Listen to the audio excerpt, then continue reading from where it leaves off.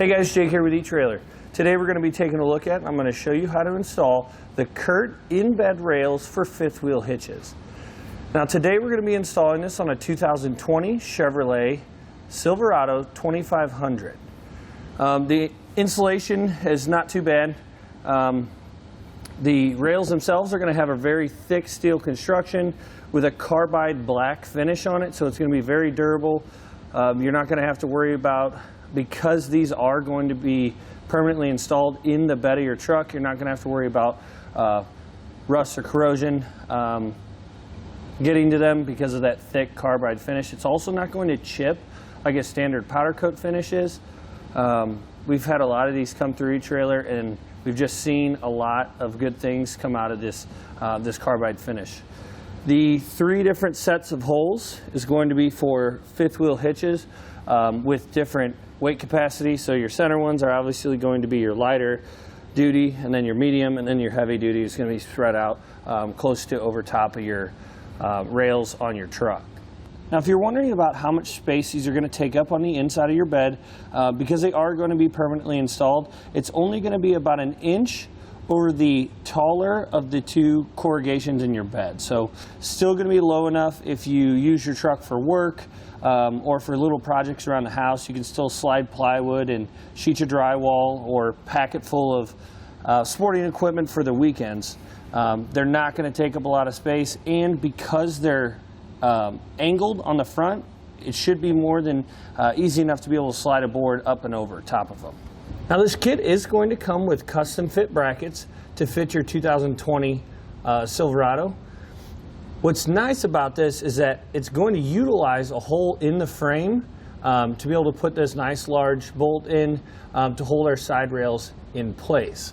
And then on the back side, you can see it's just going to clamp down on our side rails of our truck frame with a U-bolt that'll just slide right over top of the frame. Now these rails are going to be compatible for various different types of brands of fifth wheel hitches. So that's a nice feature. So you're not going to have to worry about if you have an older fifth wheel hitch but you've just purchased a newer vehicle, these rails should be able to work with them. The hardware is going to come included, so you're not going to have to provide any of that on your own. And the installation is pretty straightforward. With that being said, let's go ahead and show you how to get it installed. You're going to start by removing your spare tire. Now if you don't know where to access your spare tire at, it's going to be under this circle, this plastic cover. Take your driver key and insert it in the key slot. Turn it, and then you'll pull this plug out, and it'll take your spare tire tool and lower your spare tire.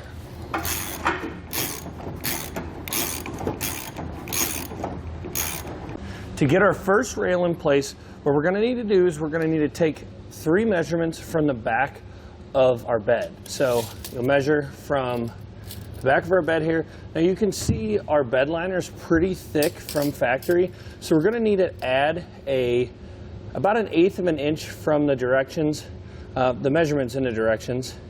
And you'll make a mark, and that's where we're going to set the front of our, or the back of our rear rail. You're going to make 3 measurements, one here, one in the center, and then one on the other side. The reason we picked this corrugation is because this one's kind of difficult to mark because it's not going to sit on that full corrugation there. So we've got ours marked, laid out. What you want to do, then you want to measure from side to side, and you want it to be equal between your wheel wells. So we look pretty good there. So now what we can do is we can take a 1/8 inch drill bit, and on our 3rd hole in, we're going to drill a pilot hole on the inside, in the center of it. Your directions are going to say to take a pin and put a mark on the bed and look up from underneath. It's going to be very hard with an in-bed liner to be able to see that dent that you're going to put in the bed. So we're just going to drill a small pilot hole and then go up underneath and see where we're at.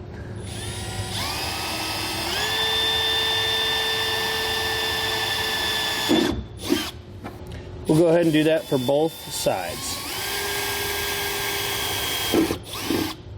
Now we're going to come to our driver's side wheel well, and we're going to take our bracket The bracket with the longer side towards the rear of the vehicle is going to be for the driver's side.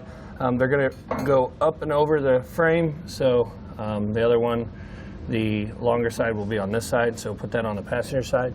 And you can see our drill bit sticking down through our bed where we just drilled our hole, our pilot hole. You want to line that up with the center of that rearmost hole, lift it up in place, and then up here on the front, I'm going to make sure it's lining up with your factory hole. There'll be a hole here up on the front. You can see all of our holes are lined up, so we can continue drilling holes for our rails. Once you've got it figured out where you need your these two most outer holes in, if you got these drilled in the right place, all your other holes should line up perfectly. So we can go ahead and start drilling the rest of our pilot holes. And for our center holes, on the rear bracket, we're going to be using the rearmost hole, so the hole closest to our tailgate. And on the front bracket, we're going to be using the frontmost hole. Now we can go ahead and move our bracket out of the way so we can enlarge each one of our pilot holes to 9/16 of an inch to fit the hardware down in.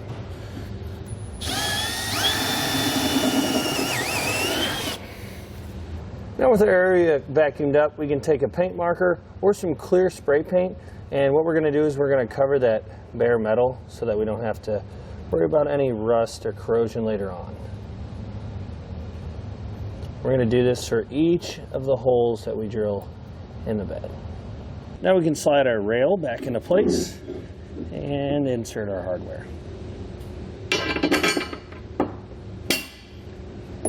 We're going to be using these smaller carriage bolts.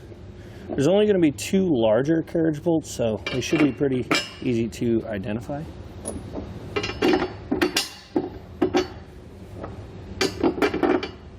Now we can go underneath and get our side rails in place. Now we're in our driver's side wheel well. Take one of our fish wires, put our spacer block on.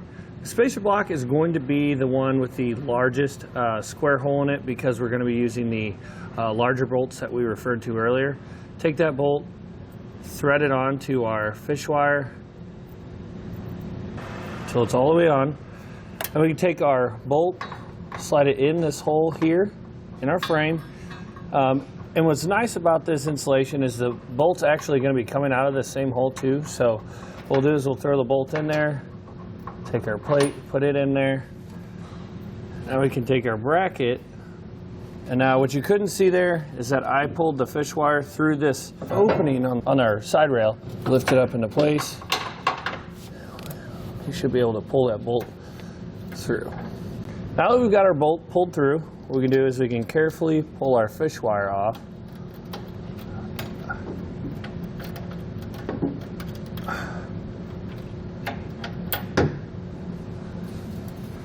And we can insert our nut on it so our bolt doesn't pull back through. We're going to go do this on the passenger side also. Here on the inside of our frame, we're going to be putting this U-bolt in place to get our bracket secured. What we need to do is we need to pop this tab off so we can get our wiring away from our frame. And then what we're going to do is we're going to take our U-bolt, lift our plate, our side mounting plate into place. You have to move your bolts around a little bit.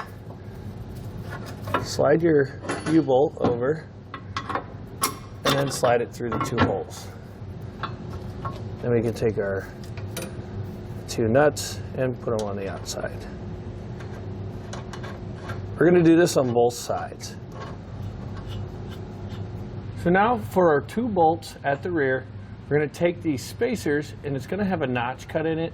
What this is designed to do is when we tighten down these brackets, we don't want it to crush the corrugation in our bed. So we put it around that bolt. If you need to use a pair of pliers or something, a lot of times it's hard to get your fingers in there. But put it long ways up in that gap. And then we could take another spacer. This one's going to act as a washer. because our openings in the bottom of our bracket on the side are so large, we're going to insert this like this on our bolt and then put on a nut. Now we're going to do this same process for this bolt and the 2 bolts on the passenger side. And for our center bolt for our rear rail, what you want to do is you want to put one of these plates on and then a nut, and then take that spacer block and slide it up in between again so we don't crush the corrugation. And that one we can actually tighten up to the bed. Now we'll take a 3/4 inch socket and tighten all of our nuts, the 5 nuts on our rear rail.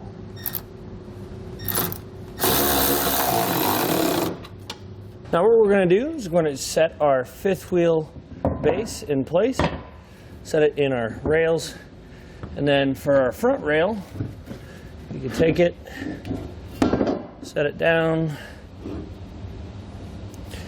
lift up on our base, and slide it into place.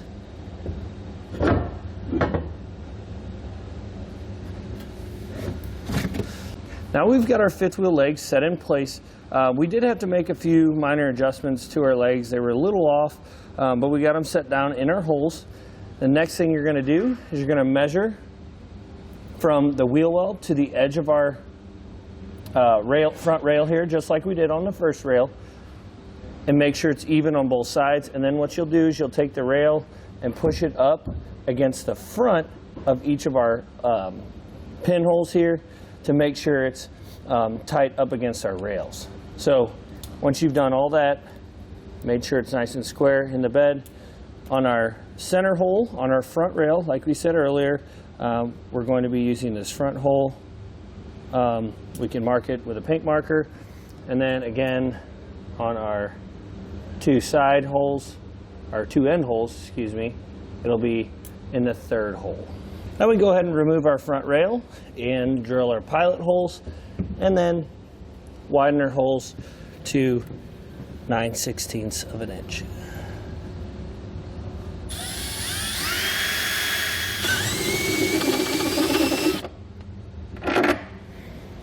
Now we'll get our rail back in place, line up our holes, and drop our hardware down. To get our hardware inserted on this bolt here on the front and the 2 other bolts that are farthest most forward, we're going to start with a solid washer with a hole in the middle, then followed by your rectangle washer with a square hole, and then a nut.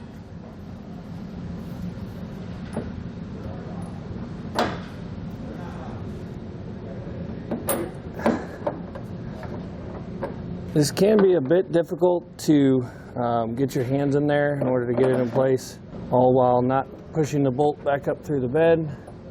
Now on each side, on our front of our side bracket, you're going to insert another one of these U-shaped spacers up in the top, again straddling that bolt so that it doesn't crush this corrugation when we go to tighten it down.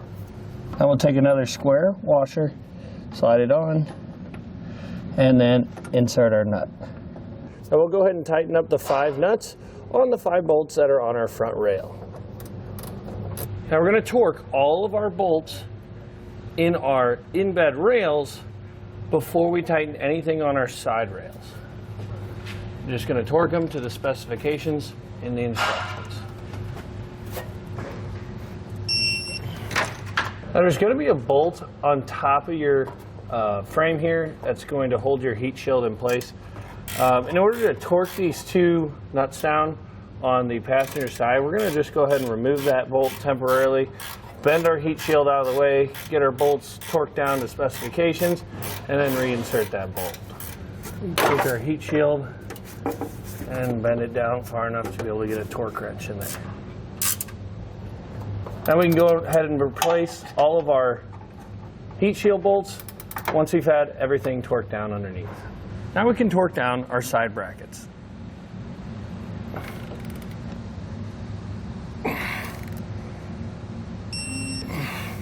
Last thing you want to do is raise your spare tire back up into place and you're ready to go. But with all that being said, that's going to do it for our look and installation of the in-bed rail kit for our 2020 Chevrolet Silverado 2500.